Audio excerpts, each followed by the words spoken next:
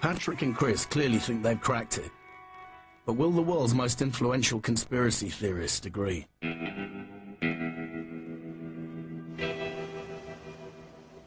To find out, Chris agreed to travel to the Isle of Wight to visit David Icke and give him the results.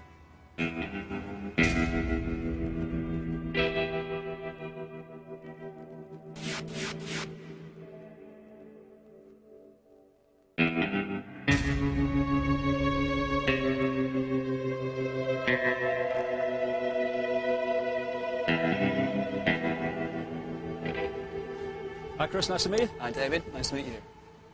I've been looking forward to meeting you. One of the things that I wanted to get your opinion on was some research that we carried out recently, and what we expected to find and what we did find from a large-scale survey that we carried out was that the kind of people who tend to believe in conspiracies show a particular profile, or they tend to. And what that suggested to us was that maybe the tendency to believe in conspiracies is there because for some people it serves a kind of psychological purpose. It helps them to try and make sense of what in many ways can seem to be a kind of uncontrollable, unpredictable world. Do you feel that believing in conspiracies does serve some kind of psychological function for those people who tend to believe in them? Well, you keep using the word theory, and the one word that's not been used yet is evidence. This whole opening of the mind to this conspiracy version of world events has not been as a result of psychological profiles or whatever. It's been the result of people saying they're lying to us. I'm not trying to convince people they're wrong. I'm saying, well, show me the evidence, convince me. That's right, yes. Now, when it comes to some of the claims that you've made, I would say that, you know, for some of them there is next to no evidence. I would also say, I mean, again, we all have human biases. We all tend to be selective. I knew you'd ask me that, and I'll acknowledge openly I haven't actually read the books. So you don't know the evidence, Chris. I do know the evidence, because I've read about your writings. When you've read even one of my books, then we could chat again, maybe. Because I can't take you seriously about there's no evidence when you haven't read my books. I can't. Right, have you read all the evidence relating to the 9/11 conspiracy? I've read enormous amounts about the 9/11 conspiracy. I've been to America, at the end of the day, I've done my own research. At the end of the day, you are convinced that there is a conspiracy behind 9/11. Correct. It was not, as we are told, a terrorist act. No, it was a terrorist act.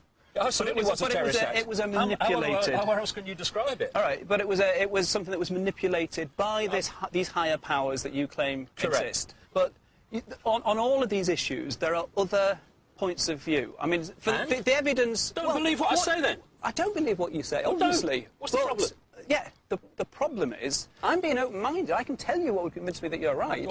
You know, is there anything that could happen in the world that would convince you were wrong? Not just claim that George Bush or Queen or whoever is... The man's talking crap, mate. You're trying to get me to conform to your view of what I should be to talk about conspiracy theories. I'm saying be open to the evidence. Oh, no, that's what you're doing. And you might be kidding yourself you're doing it, but you are. OK, conspiracies take place. It's the nature of the conspiracies, and when there is kind of overwhelming evidence against a particular conspiracy, but people still cling tenaciously to it. That then moves into the realm, as far as I'm concerned, of probably trying to look at the psychology behind it. I don't care if you've got a problem. It's your right to decide what you want to believe. Right, and that's what I'm doing. But it's all this profiling people and saying, well, yes, he's one of them, so he's just believing it because it's giving him a way of seeing the world. It's all that stuff that gets up my nose because it's so song sheet science, song sheet psychology. I think there is a problem with the belief system. It's non-falsifiable. Nothing could happen that would falsify it. I've said it in my own books. I'm not saying that every detail in this book is true. It's as near as I can get it. What I'm saying are the themes are true, in my view. That's what I actually say. OK? No, yeah, OK. And are we finished? It seems that belief in conspiracy runs too deep to be so easily overcome.